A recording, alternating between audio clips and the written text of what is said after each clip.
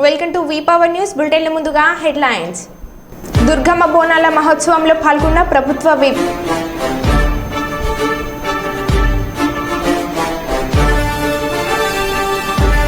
కళ్యాణ లక్ష్మి షాదీ ముబారక్ చెక్కులను అందజేసిన చెన్నూరు ఎమ్మెల్యే వివేక్ వెంకటస్వామి.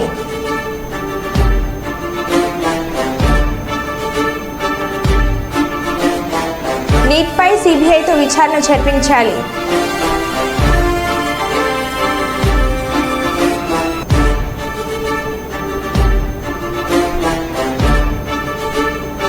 ఘనంగా ఆవాజ్ కమిటీ ఆధ్వర్యంలో సామూహ్య వివాహాలు.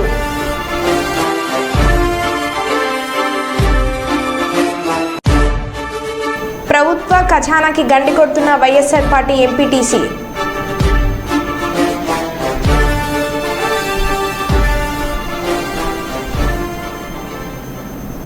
ఇక వివరాల్లోకి ఏపీలో శాసనసభ సమావేశాలు ప్రారంభం అయ్యాయి. CM Chandrababu, deputy CM Pawan Kalyan ఎమ్మెల్యేలుగా ప్రొటెం స్పీకర్లు గోరంట్ల బుచ్చయ్య చౌదరి సమక్షంలో ప్రమాణం చేశారు. అనంతరం మంత్రులు, ఎమ్మెల్యేలు ప్రమాణం చేయనున్నారు. సీఎం చంద్రబాబు 2.5 ఏళ్ల తర్వాత అసెంబ్లీలోకి అడుగుపెట్టారు. శ్రీ నారా చంద్రబాబు నాయుడు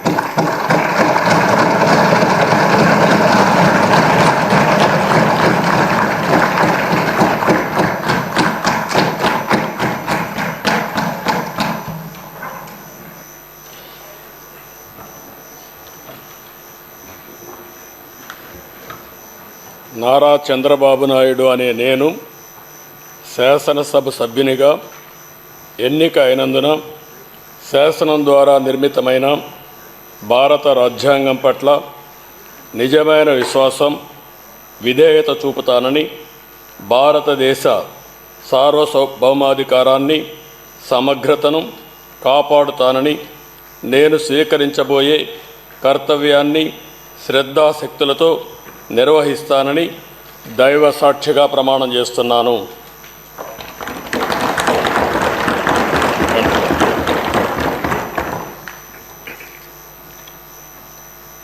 ఆంధ్రప్రదేశ్ శాసనసభ సభ్యుడైన నారా చంద్రబాబు నాయుడు అనే నేను సభ నియమాలకు కట్టుబడి ఉంటానని, వాటిని అనుసరిస్తానని, సభా మర్యాదలను పాటిస్తానని, సాంప్రదాయాలను గౌరవిస్తానని దైవ సాక్షిగా ప్రమాణం చేస్తున్నాను.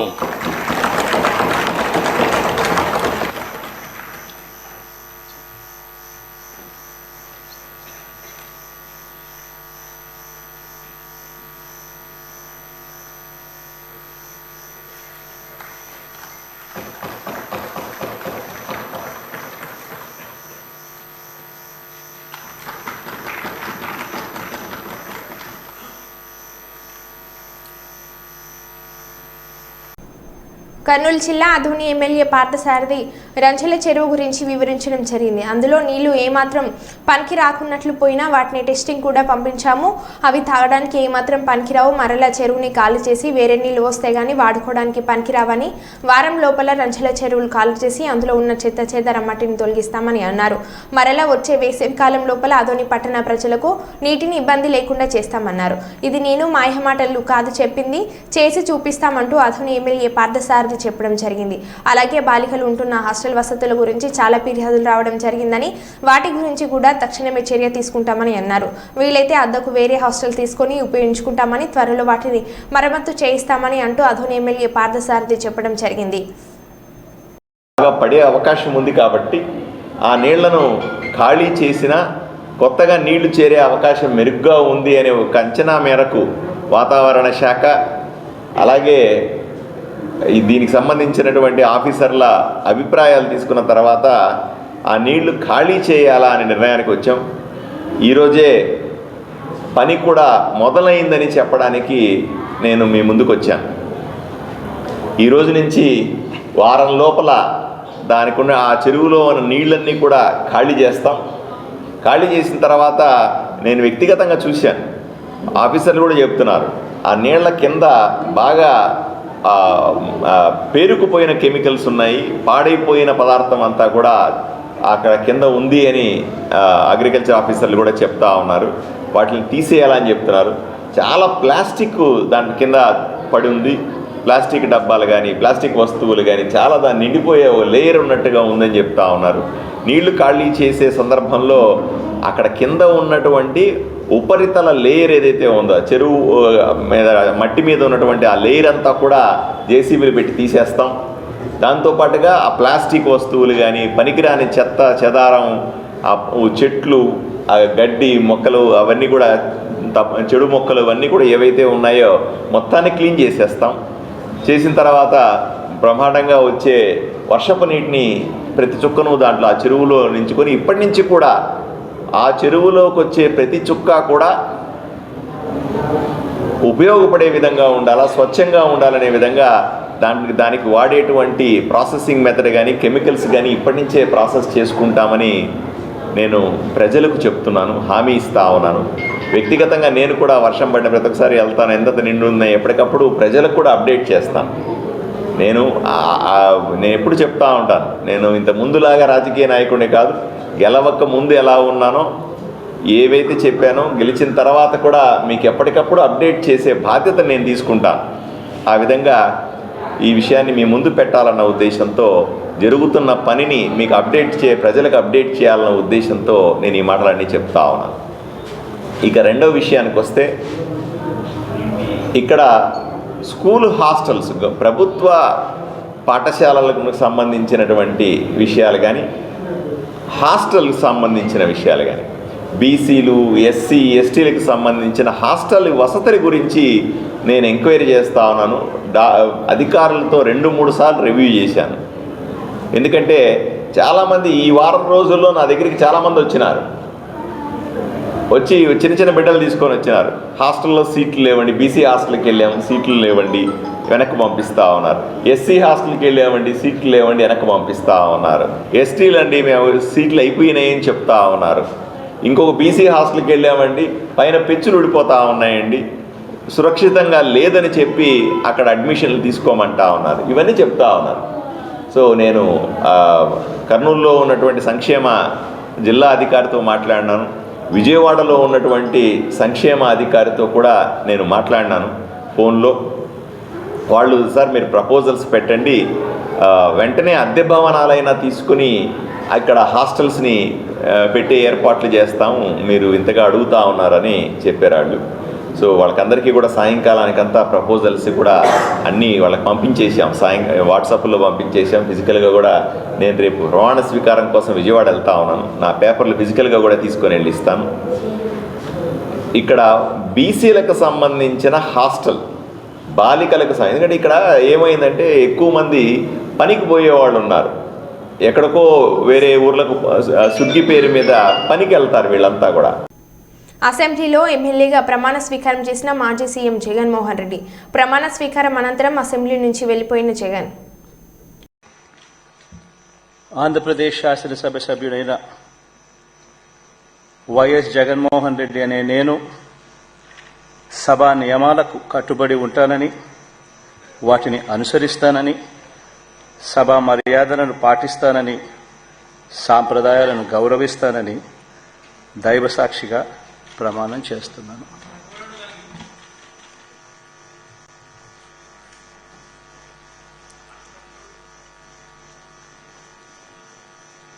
ప్రజా రాజధాని అమరావతిలో అధికారులు, మంత్రులు, జడ్జీల గృహ సముదాయాలను పరిశీలించిన ముఖ్యమంత్రి చంద్రబాబు.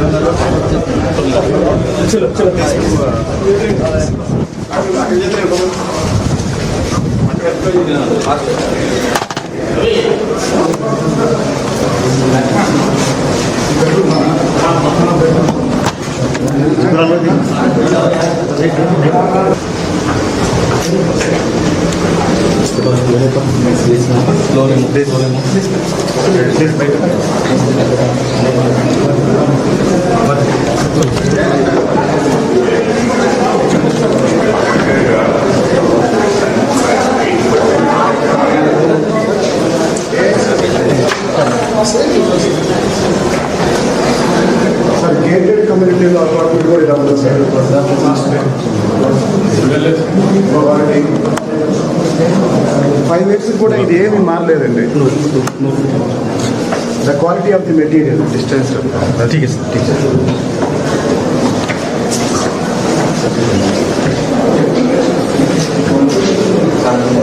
ప్రతి బాత్రూమ్ కూడా మన డ్రై అండ్ వెట్ అన్ని డివైడ్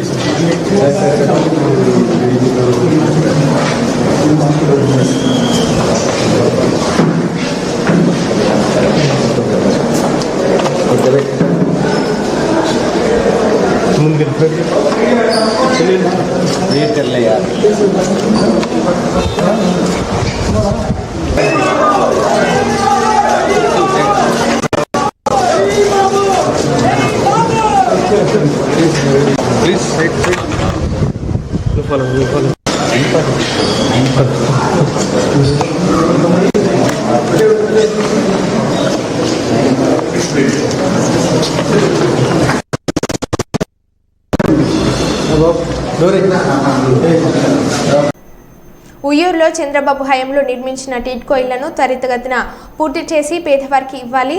టీడీపీ రాష్ట్ర ఉపాధ్యక్షులు వివైబి రాజేంద్ర ప్రసాద్ గతంలో చంద్రబాబు హయాంలో నిర్మించిన టిడ్కో ఇళ్లను త్వరత పూర్తి చేసి అర్హులైన పేదలకు ఇవ్వాలని రాష్ట్ర గృహ నిర్మాణ శాఖ మంత్రి కొలుసు పార్థసారథికి టీడీపీ రాష్ట్ర ఉపాధ్యక్షులు రాజేంద్ర ప్రసాద్ విజ్ఞప్తి చేశారు. గృహ నిర్మాణ శాఖ మంత్రిగా బాధ్యతలు స్వీకరించిన సందర్భంగా విజయవాడలోని సారథి క్యాంప్ కార్యాలయంలో మర్యాదపూర్వకంగా కలుసుకొని సత్కరించి అభినందించారు.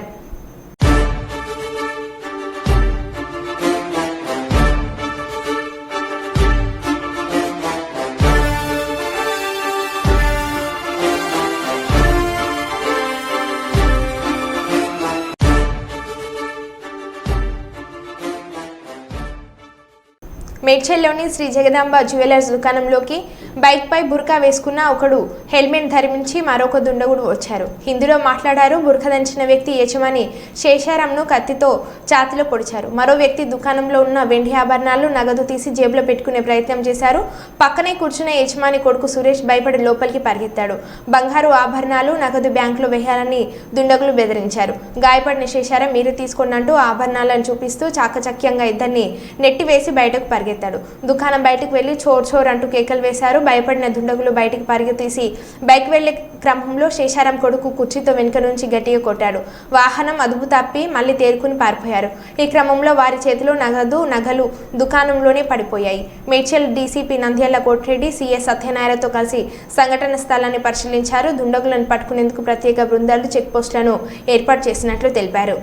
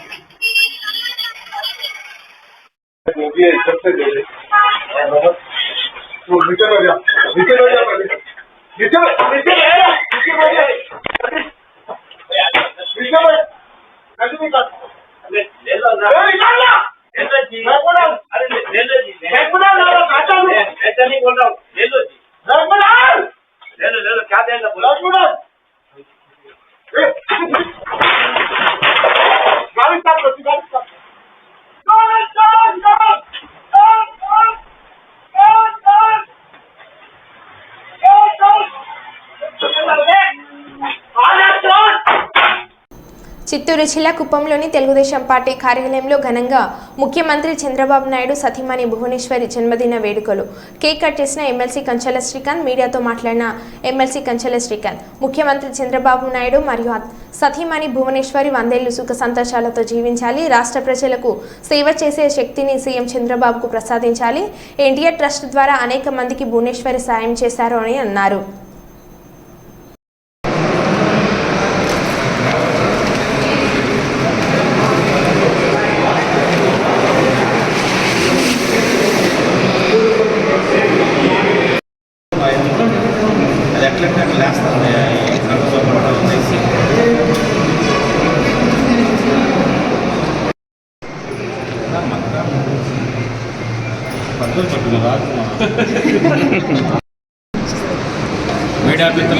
నమస్కారం.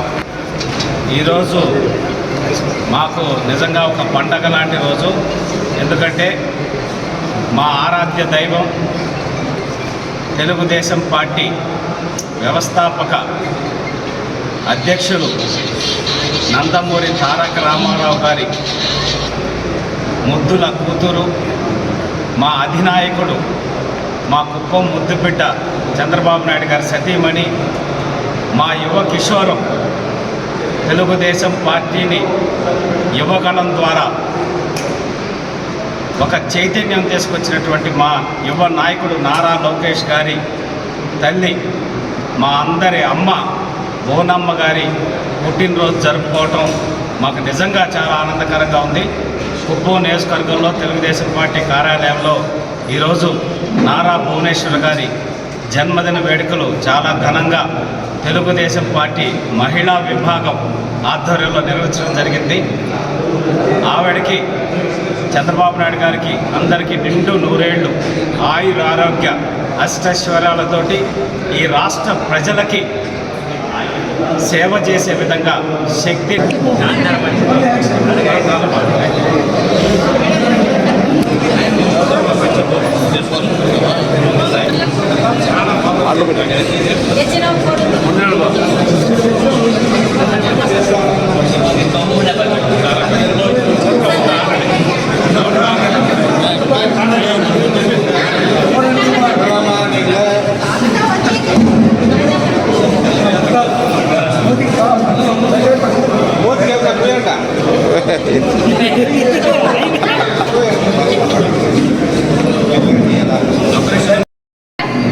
ఈరోజు కుప్పం నియోజకవర్గంలో మన మాన్యశ్రీ నారా చంద్రబాబు నాయుడు గారి సతీమణి నారా భువనేశ్వరి మేడం గారి బర్త్డేని అందరం కలిసి సెలబ్రేట్ చేసుకున్నందుకు పేరు పేరున అందరికీ కూడా కృతజ్ఞతలు తెలుపుకుంటున్నాను.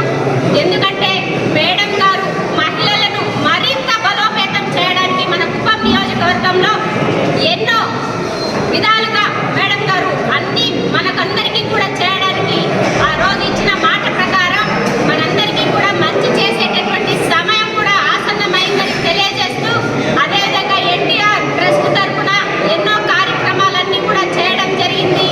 ఎన్టీఆర్ అన్నదాత కార్యక్రమం కింద ప్రతి ఒక్కరికి, ప్రతి పేదవాడికి కూడా ప్రతిరోజు కడుపు నిండా అన్నం పెట్టే కార్యక్రమాన్ని కూడా మేడం గారు తీసుకోవడం చాలా హర్షణీయమైనటువంటి విషయం.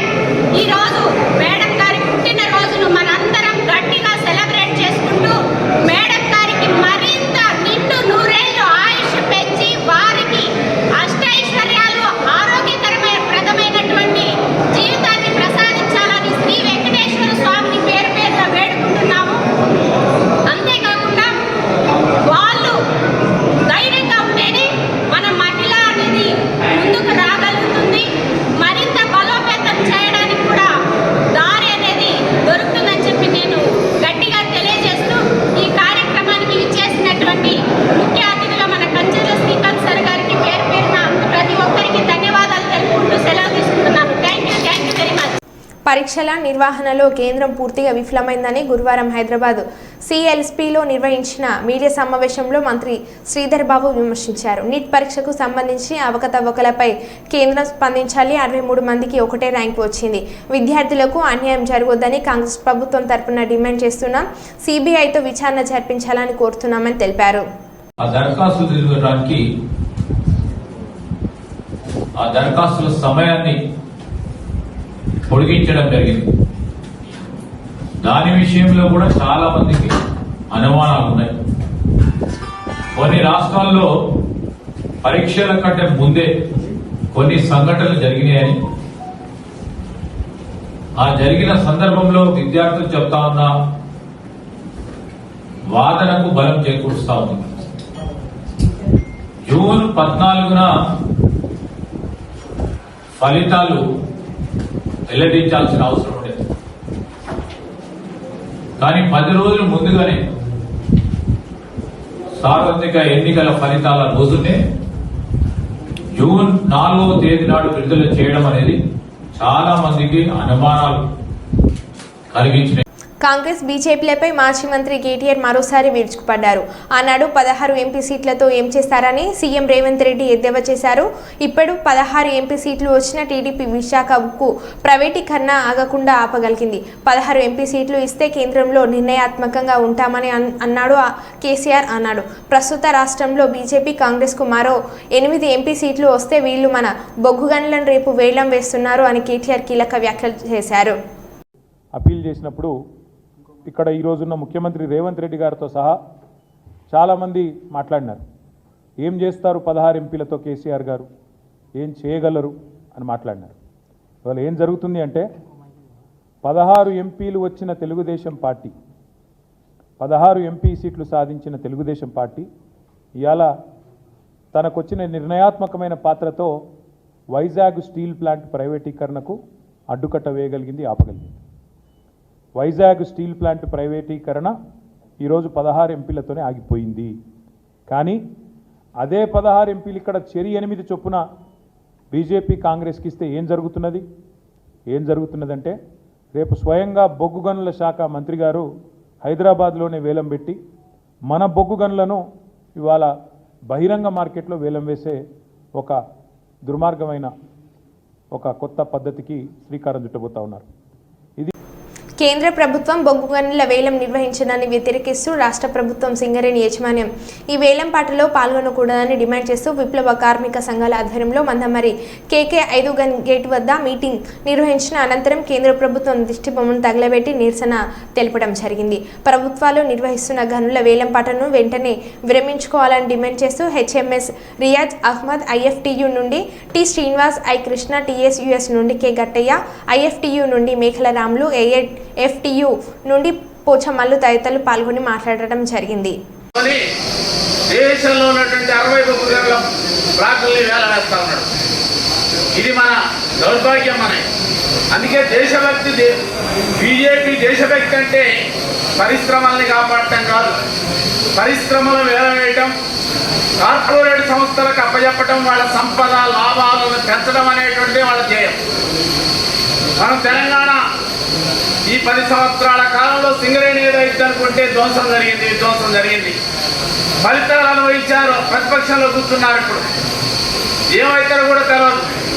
కనుక మేము కోరేటువంటిది వాళ్ళ ప్రభుత్వ రంగ పరిశ్రమలు ప్రధానంగా మైన్లో నిరసన కార్యక్రమం తెలియజేయడానికి రావడం జరిగింది. ప్రధానంగా ఇవాళ హైదరాబాద్లో కూర్చొని గంగవరపు కిషన్ రెడ్డి గారు కేంద్ర బొగ్గుగనుల శాఖ మంత్రి ఏదో ఈ గనుల్ని జాతీయం చేసినట్టు ఇవాళ కార్పొరేట్ సంస్థలకి ఇవాళ వేలంపాట పడతా ఉన్నాడు.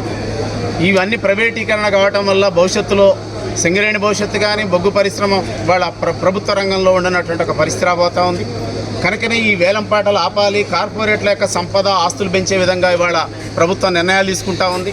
కనుకనే ఈ వేలంపాటను రద్దు చేయాలి. రాష్ట్ర ప్రభుత్వాలు కూడా మినరల్ డెవలప్మెంట్స్కి ఇదే రాష్ట్రాల్లో ఇచ్చినట్టు మనకు కూడా మనం సింగరేణి ఫైల్ పట్టుకొని మనం కూడా వేలంపాటలు పాల్గొనేటువంటి పద్ధతి కాకుండా నామినేషన్ పద్ధతి ఇక్కడ సింగరేణికి మైన్స్ బ్లాక్ అని ఇక్కడే కేటాయించాలనేటువంటి మేము కోరేటువంటిది. కనుక మీరు ఎంత మాత్రం కూడా ఇవాళ కాంగ్రెస్ ప్రభుత్వం ఇవాళ నిన్ననేమో ఆపుతానని చెప్పింది, ఇవాళ మౌనంగా ఉంది. మౌనంగా అంటే కుదరదు. మీరు బ్లాకుల్ని ఖచ్చితంగా కేంద్ర ప్రభుత్వం మాకే ఇవ్వాలని మీరు నిరసన తెలియజేయాలా, డిమాండ్ చేయాలా, కేంద్ర ప్రభుత్వానికి ఎదురు తిరగాల, వేలంపాటలు ఆపు చేయాలా. అప్పుడు మాత్రమే నీ చిత్తశుద్ధి ఉంటుంది తప్ప ఇంకోటి కాదు. కనుక కార్మిక వర్గం అంతా కూడా ఈ ప్రైవేటీకరణ వ్యతిరేకించాలని మేము కోరుతాము. ఉన్నటువంటి భారతీయ జనతా పార్టీ ప్రైవేటీకరణలో భాగంగా బొగ్గు పరిశ్రమను ఇప్పటికే ప్రైవేటీకరించింది.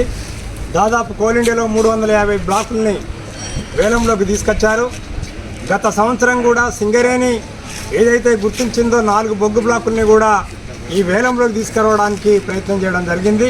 కానీ ఈ ప్రయత్నాన్ని సింగరేణిలో ఉన్నటువంటి అన్ని కార్మిక సంఘాలు, కార్మికులు ముక్తకంఠంతో వ్యతిరేకించడం ద్వారా ఇంతకాలం అది వాయిదా పడుతూ వచ్చినటువంటి విషయం. కానీ ఇవాళ కొత్తగా రాష్ట్రంలో అధికారంలో వచ్చినటువంటి కాంగ్రెస్ ప్రభుత్వం, ముఖ్యమంత్రి రేవంత్ రెడ్డి ఆ రోజు ప్రతిపక్షంగా ఉన్నప్పుడు ఇదే కార్మిక సంఘాలు చేస్తున్నటువంటి ఆందోళనకు పూర్తి మద్దతు ఇచ్చినటువంటి విషయం ప్రజలందరికీ కూడా తెలుసు.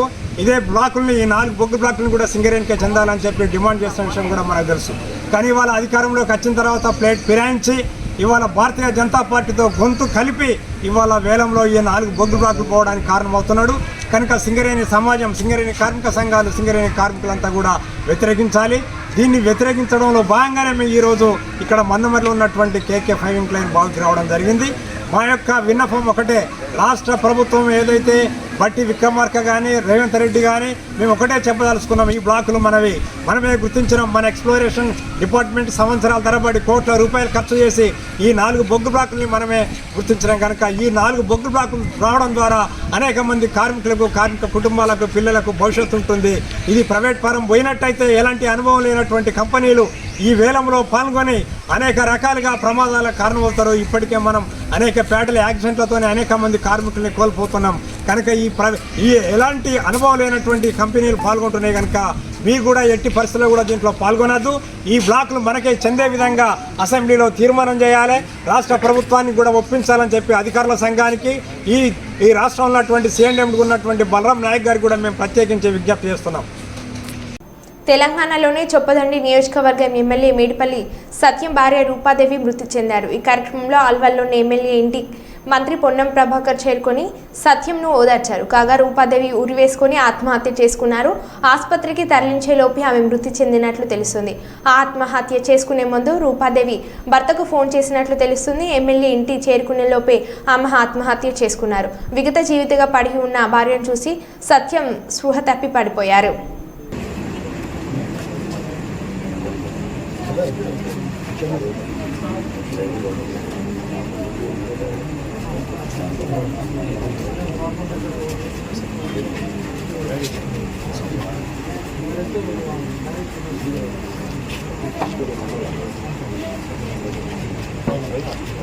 హుజూర్ నగర్ పట్టణంలో ITI కాలేజ్కి శంకుస్థాపన చేసిన గౌరవ నీటిపారుదల మరియు సివిల్ సప్లై శాఖ మంత్రులు శ్రీ నలధామ ఉత్తమ్ కుమార్ రెడ్డి మరియు గౌరవ పార్లమెంట్ సభ్యులు శ్రీ కందుకూరి రఘువీర్ రెడ్డి ఎంతో కాలంగా హుజూర్నగర్ ప్రాంతంలో అనేక సిమెంట్ కంపెనీలు, పారాబోయిల్డ్ మిల్లులు ఉన్న నిరుద్యోగ యువత సరైన స్కిల్స్ డెవలప్మెంట్ అవకాశాలు లేక నిరుద్యోగ శాతం పెరిగింది. ఈ ప్రాంత అభివృద్ధి ప్రధాత అనతి కాలంలోనే 100 కోట్లతో అభివృద్ధి చేస్తున్న ఉత్తమ్ కుమార్ రెడ్డికి కృషికి ఇదొక నిదర్శనం. ఈ శంకుస్థాపన కార్యక్రమంలో జిల్లా నూతన కలెక్టర్ మరియు అడిషనల్ కలెక్టర్, ప్రజాప్రతినిధులతో పాటు రాష్ట్ర INTUC రాష్ట్ర కార్యదర్శి యారఖాని నారాయణ గౌడ్ పాల్గొన్నారు.